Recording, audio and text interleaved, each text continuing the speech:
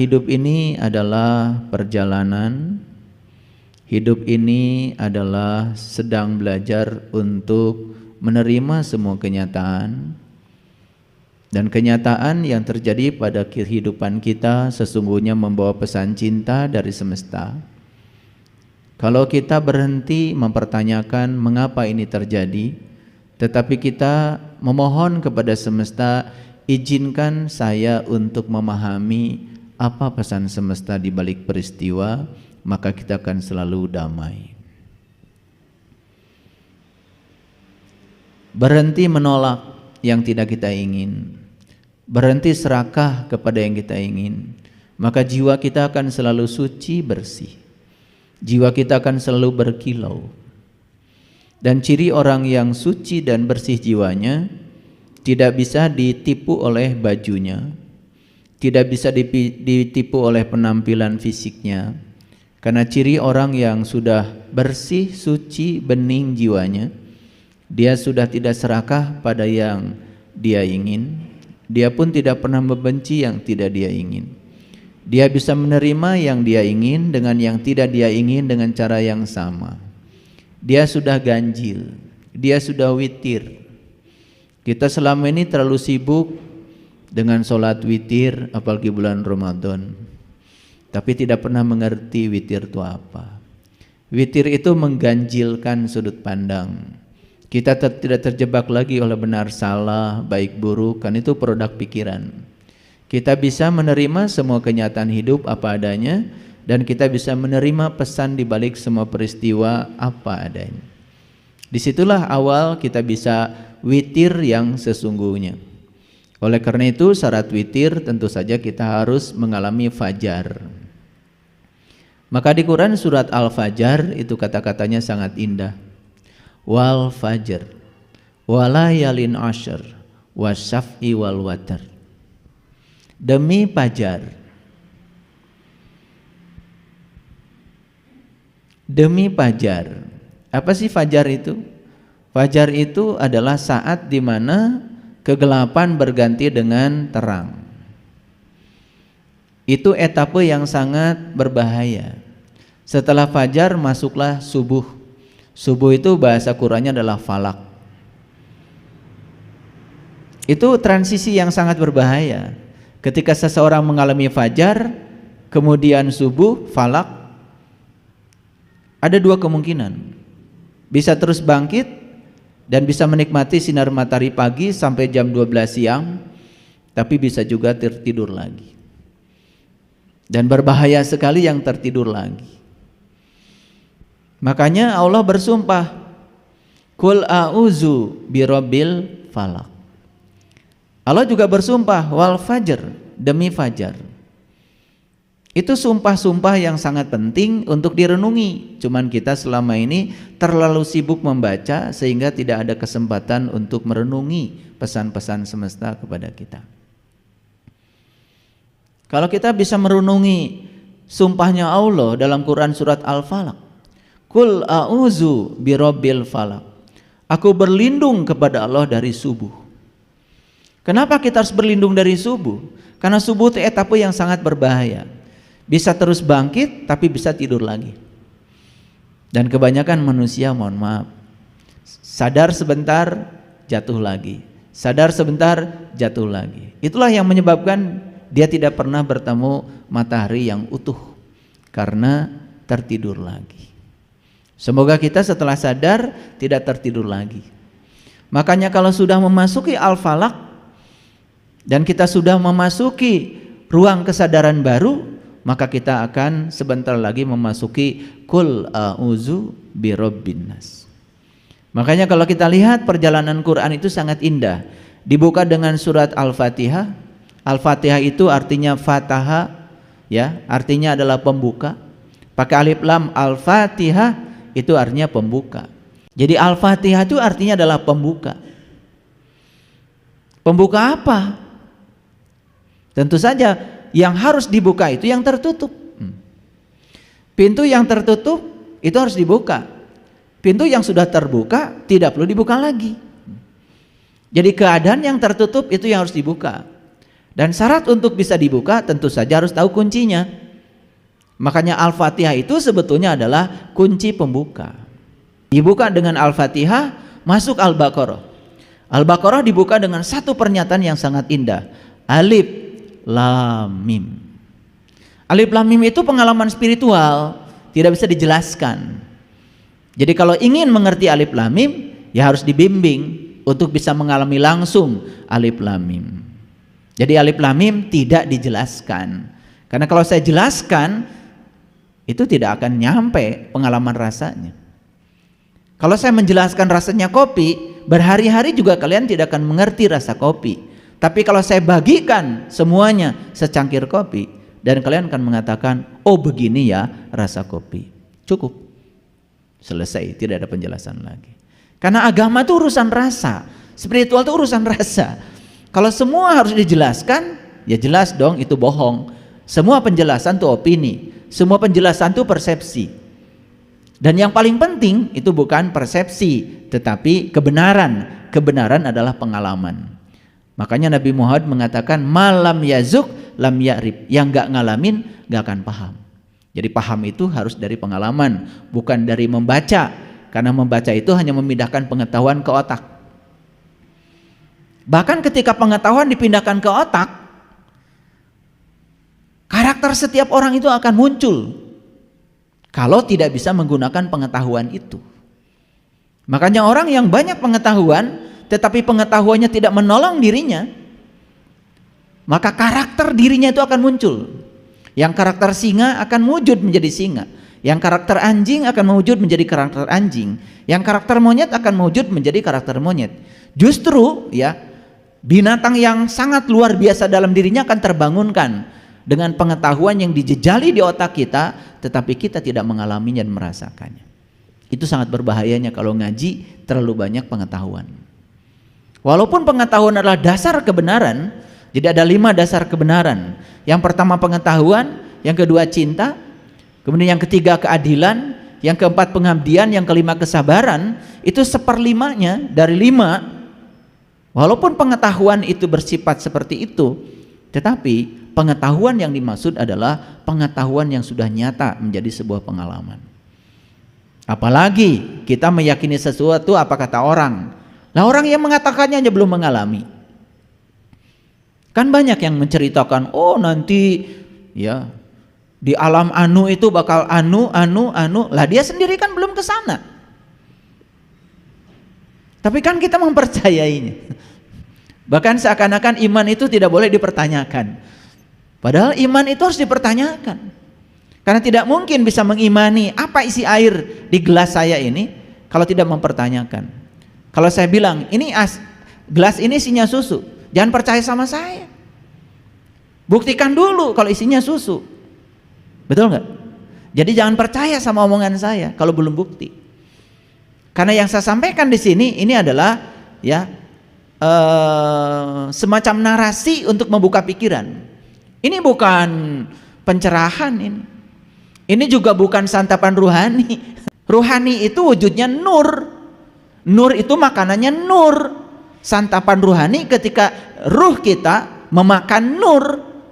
Bukan nur yang ini, tapi nur ala nurin. Itu santapan ruhani. Kapan itu terjadi? Saat kita bisa mengetahui cara makannya, tahu mana mulut ruhani kita dan tahu makanannya. Itu yang disebut dengan hidangan dari langit.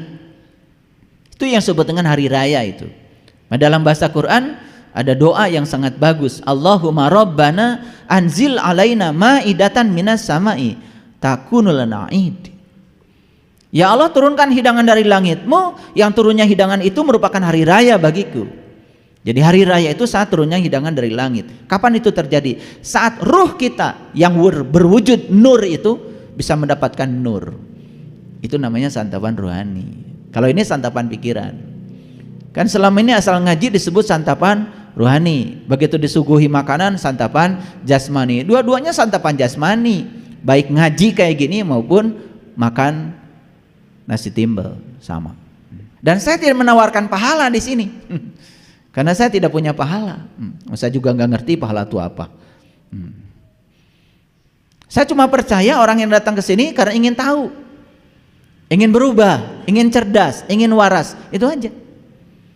Dan saya memberikan kajian ini ya untuk orang-orang yang ingin dewasa, itu aja. Ingin berubah, ingin bahagia, ingin merdeka hidupnya. Kalau kita ngaji saja ke sini masih mikirin pahalanya apa, satu langkah sekian pahalanya, makanya supaya pahalanya banyak muter-muter dulu sebelum nyampe di sini.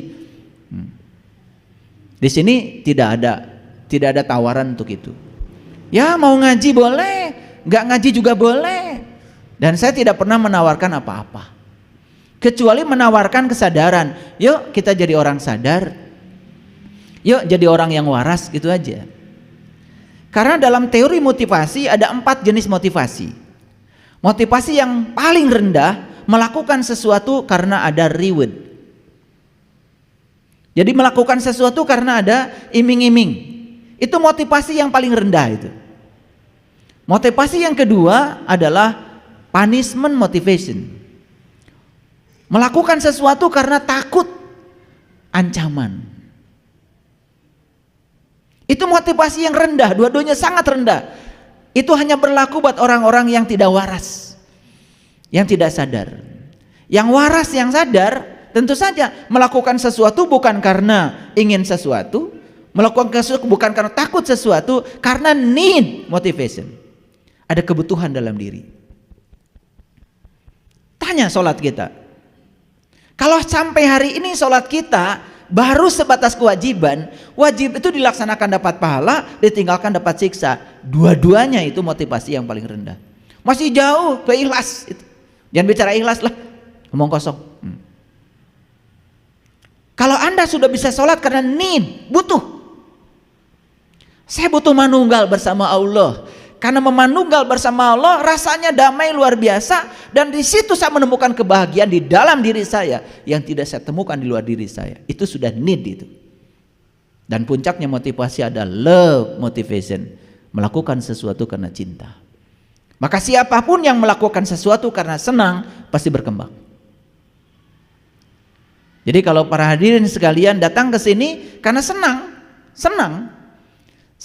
untuk mengumpulkan pengetahuan baru, senang untuk melakukan perubahan diri supaya sudut pandang kita benar, senang berkembang.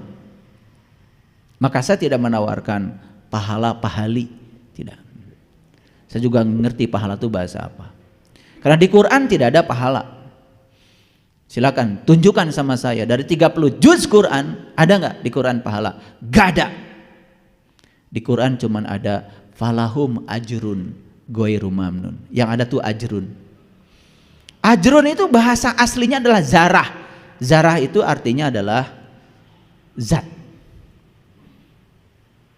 Setahu saya, siapapun orang yang melaku guna dalam hidupnya, maka dia akan mendapatkan berkah. Berkah tertinggi bagi orang yang melaku guna dalam hidupnya adalah zatnya Allah. Itulah pahala yang sebenarnya. Kan kita kadang-kadang ngomong itu ngasal ya, semoga nanti kita dapat pahala. Begitu saya tanya pahala itu apa, gak ngerti. Sama seperti kita dalam sholat baca ihdinas syiratal mustaqim. Suka baca itu? Apa artinya? Tunjuki aku ke jalan yang lurus. Berarti kamu sedang di jalan apa? Berarti kamu sedang di jalan apa? Di jalan bengkok. Lo minta ditunjukin jalan lurus kan? Berarti sedang di jalan bengkok. Gitu aja, nggak ngaku.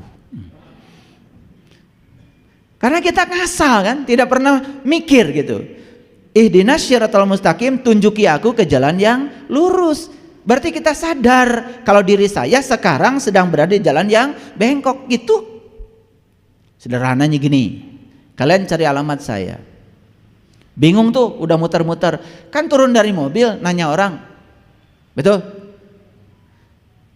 Kapan kita nanya sama orang, di mana rumahnya Pak Saiful Karim? Kapan nanya gitu?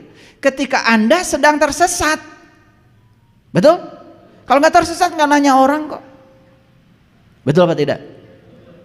Jadi ketika kita baca ihdinas syiratal mustaqim, tunjuki aku ke jalan yang lurus, berarti Anda sedang tersesat. Gitu aja kok, cuman nggak ngaku. Rasanya kalau udah baca itu soleh aja gitu. Itu kan kesadaran.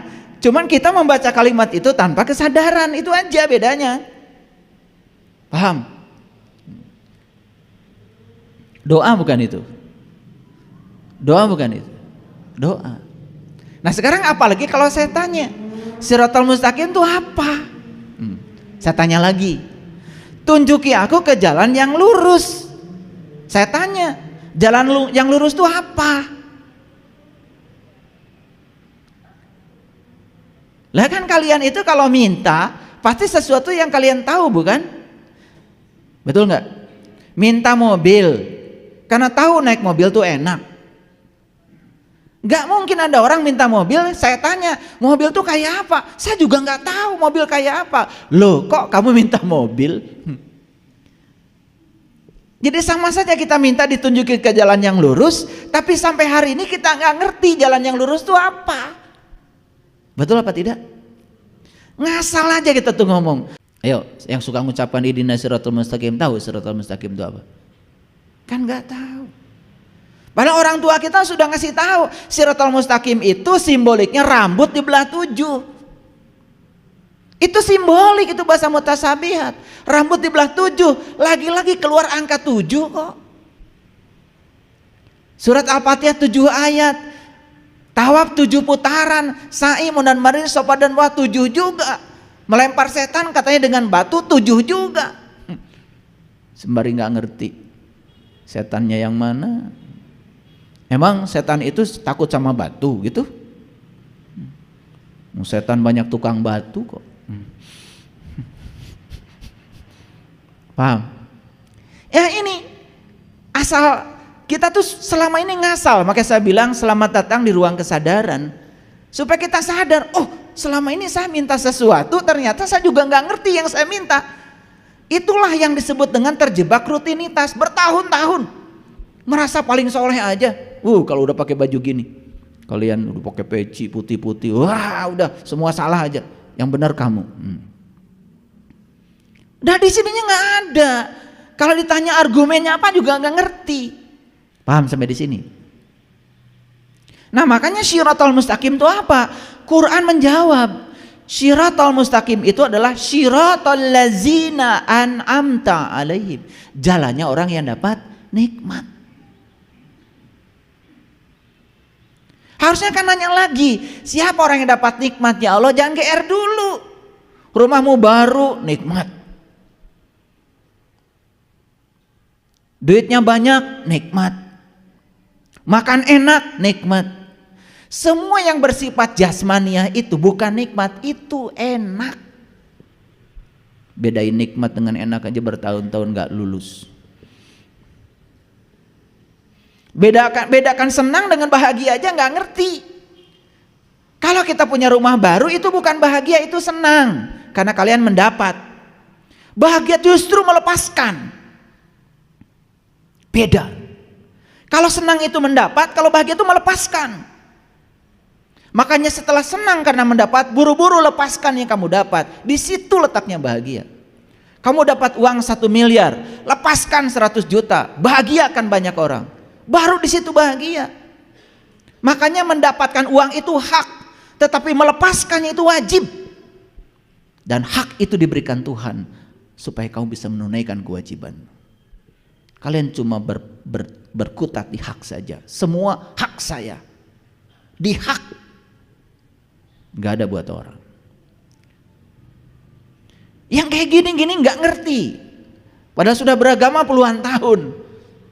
Luar biasa. Karena kita mabuk bertahun-tahun gak sadar. Teruskan. Siapa orang yang dapat nikmat? Tanya lagi Quran. Jangan menggunakan persepsi. Kenapa kamu mengundang saya ketika kamu punya rumah baru? Tasyakur binikmat. Ntar dulu. Tasyakur bil enak. Enak aja. Tidak ada di Quran orang yang rumah baru itu dapat nikmat, gak ada. Tidak ada di Quran orang yang duitnya banyak itu dapat nikmat. Tidak ada di Quran konglomerat itu kelompok yang dapat nikmat. Yang dapat nikmat cuma 4. 1 para nabi, 2 para syidikin, 3 para syuhada, 4 para solihin. Itu diabadikan dalam Quran surat An-Nisa ayat 69. Wa may yuti'illah wa rasula faulaika ma'allazina an'amallahu 'alaihim minan nabiyyin wasyidikin wasuhada wasolim. Kan gak ada rumah baru, gak ada depositonya banyak, gak ada. Ini karena kita ngaji selama ini tidak tahu, tidak punya furqan, tidak punya pembeda, tidak punya pisau untuk membedakan itu. Kita cuma mengikuti apa kata orang tentang itu. Yuk kita gunakan kecerdasan yang Allah berikan pada kita. Gunakan pisau itu, gunakan furqan pada diri kita itu. Itu pembeda. Makanya kata-kata furqan adanya di mana? Adanya di Quran surat Al-Baqarah. Syahrul Ramadan unzila fihil Quran hudal linnas wa bayyinatin minal huda wal furqan.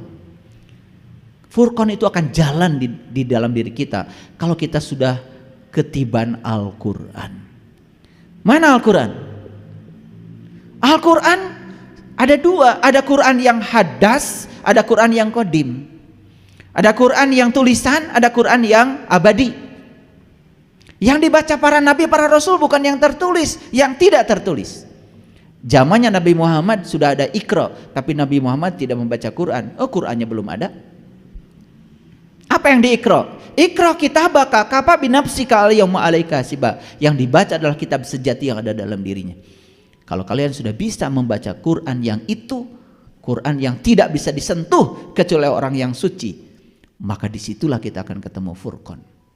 Tajam kita bisa melihat mana sampah, mana mutiara, mana debu, mana permata, mana sambah sahaya, mana raja.